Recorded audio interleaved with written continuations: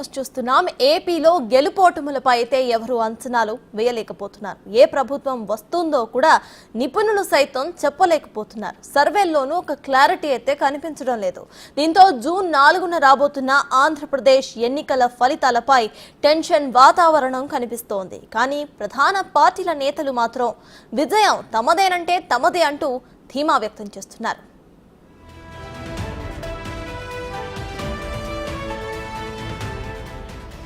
AP గడ్డపై మరోసారి YCP record break చేస్తుందని జగన్ చాలా కాన్ఫిడెంట్ గానే కనిపిస్తున్నారు. విజయవాడ ఐపాక్ టీంతో ముచ్చటించిన సీఎం ఈసారి ఏపీలో వచ్చే ఫలితాలను చూసి దేశమే షాక్ అవుతుందని చెప్పుకొచ్చారు. ఈ 5 ఏళ్లకు మించిన గొప్ప పాలనను అందించబోతున్నామని తెలిపారు. I promise that this results would ensure that the whole country would stand up and look towards Andhra Pradesh.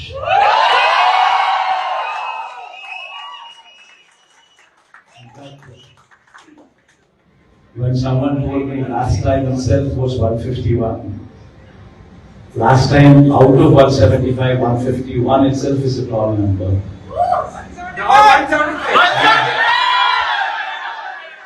When someone told me 22 out of 25 itself is a tall number. This time, we're going to beat that record. We will surpass 151, we will surpass 250. And predominantly, God's grace, touch wood, they've given a good deliverance of the governance. The governance model that was put in place was never seen before. And while I could do all that, nevertheless, 1.5 years of your effort. అటు బొత్స సత్యనారాయణ అయితే మరో ముందడుగు వేసి ప్రమాణ స్వీకారానికి date place కూడా fix చేసేశారు. June 9న విశాఖలోనే Jagan ముఖ్యమంత్రిగా ప్రమాణ స్వీకారం చేస్తారని జోస్యం పలికారు. హృదయాల్లో గోలు కట్టుకుని రేపు ఇలాంటి విక్టరీ కనీ విని చూడని విధంగా రేపు రాబోతుంది విజయం. ఏదైతే మా టార్గెట్ 175, 170 ఉందో దాని దగ్గరలోనే విజయం రాబోతుంది. టెంటేటివ్గా జూన్ 9వ తేదీ నాడు విశాఖపట్నంలో అంగరంగ వైభవంగా అక్కడ ప్రమాణ స్వీకారం మహోత్సవం. ఏపీలో కూటమి అధికారంలోకి రాబోతోందని టీడీపీ పాలిట్ బ్యూరో సభ్యుడు సోమిరెడ్డి చంద్రమోహన్ రెడ్డి ధీమా వ్యక్తం చేశారు. వైసీపీ నేతలు కంట్రోల్లో ఉండాలని ఓ చెంప మీద కొడితే రెండో చెంప చూపడానికే తామేమీ గాంధీ మహాత్ములం కాదని సోమిరెడ్డి హెచ్చరించారు.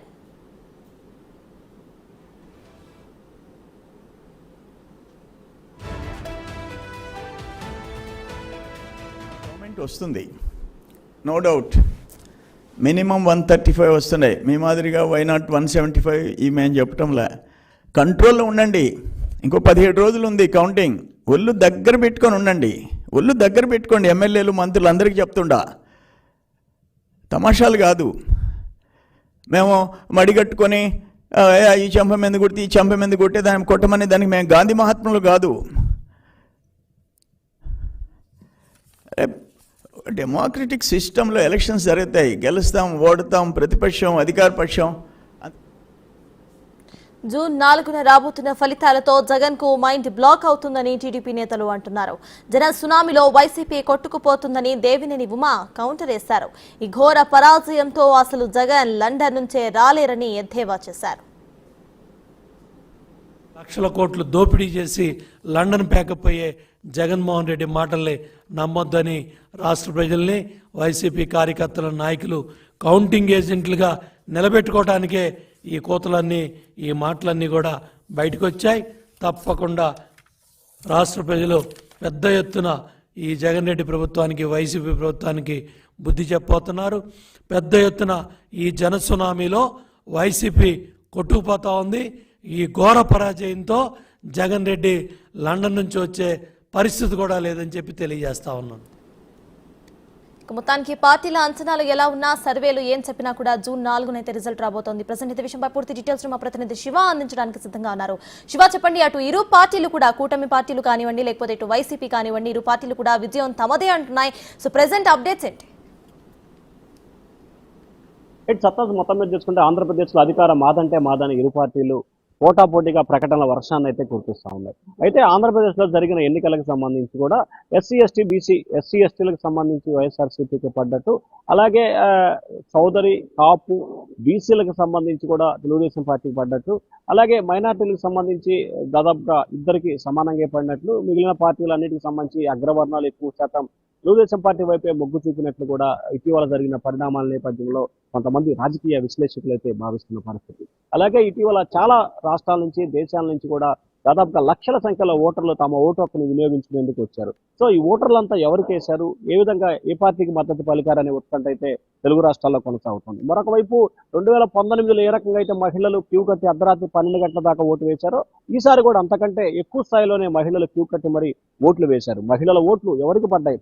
జగన్కి మద్దతు పలకడానికి అమ్మఒడి నేపథ్యంలో జగన్కి మద్దతు పలికారా, లేకపోతే చంద్రబాబు ప్రకటించిన గ్యాస్ సిలిండర్లు, సూపర్ 6, బస్ ఫ్రీకి మద్దతు పలికారా, లేకపోతే నిత్యావసర ధరలు, అలాగే కరెంటు బిల్లులు, ఇటువంటి బిల్లులన్నీ, ల్యాండ్ టైటిల్ యాక్ట్, ఇటువంటి వాటికి సంబంధించి కూడా జగన్కి వ్యతిరేకంగా వేశారనే ఉత్కంఠ అయితే ప్రస్తుతం ఆంధ్రప్రదేశ్లో కొనసాగుతూ ఉంది. అయితే బొత్స సత్యనారాయణ అయితే మాత్రం ఒక అడుగు ముందుకేసి జూన్ 9న ముఖ్యమంత్రిగా రెండోసారి జగన్మోహన్ రెడ్డి వైజాగ్లో ప్రమాణ స్వీకారం చేస్తారని చెప్పి వ్యాఖ్యలు చేశారు. అయితే దీనికి ప్రతిగా టీడీపీ నేతలు కూడా ఏదైతే వైఎస్ఆర్సీపీకి సంబంధించి మొన్న పోటీ చేయడానికి ఎమ్మెల్యేలు, ఎంపీల అభ్యర్థులు చాలా చోట్ల దొరకలేదు, ఎవరినో ఒకరిని నిలబెట్టిన పరిస్థితి. అలాగే నిన్న పోలింగ్ సందర్భంగా జరిగిన పరిణామాల నేపథ్యంలో కూడా కావాలని రాజకీయ బురదబ్బి టీడీపీ నేతలపై దాడులకు ప్రయత్నిస్తున్నారు.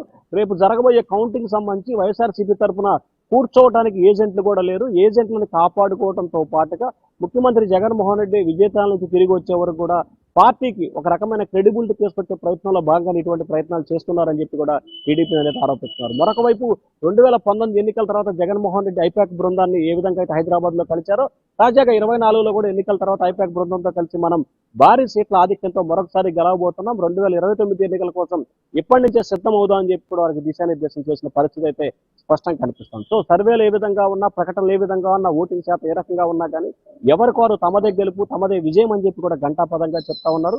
ఎవరు గెలుస్తారు, ఎవరు ఓడిపోతారు, ఎవరి పరిస్థితి ఏంటనేది జూన్ 4 వరకు వేచి ఉన్న పరిస్థితి కనిపిస్తా ఉంది. మరి చూడాలి ఆంధ్రప్రదేశ్ రాజకీయాలు ఎవరి వైపు మొగ్గు చూపుతాయి, ఏ రకమైన పరిణామాలు దారి చేస్తుందని చెప్పి కూడా. అలాగే 81.86% పోలింగ్ శాతం నమోదాన్ని మొత్తం 8186 మొత్తం కూడితే 23 వస్తుందని చెప్పి, 23 తమకు లక్కీ నెంబర్ అని చెప్పి కూడా ఇటు వైఎస్ఆర్సీపీ నేతలు వ్యాఖ్యానిస్తున్న పరిస్థితి కూడా చూడాలి. మరి ఏం జరగబోతుందో ఆంధ్రప్రదేశ్ రాజకీయ ముఖ చిత్రం జూన్ 4వ తేదీన మారబోతుంది. మొత్తానికి మరొకసారి ముఖ్యమంత్రి జగన్మోహన్ రెడ్డి అవుతారా, లేకపోతే తిరిగి చంద్రబాబు ఇంకోసారి ముఖ్యమంత్రి అవకాశాలు కనిపిస్తాయి ఏంటనే ఉత్కంఠ అయితే కొనసాగుతా ఉంది. Thank you Shiva.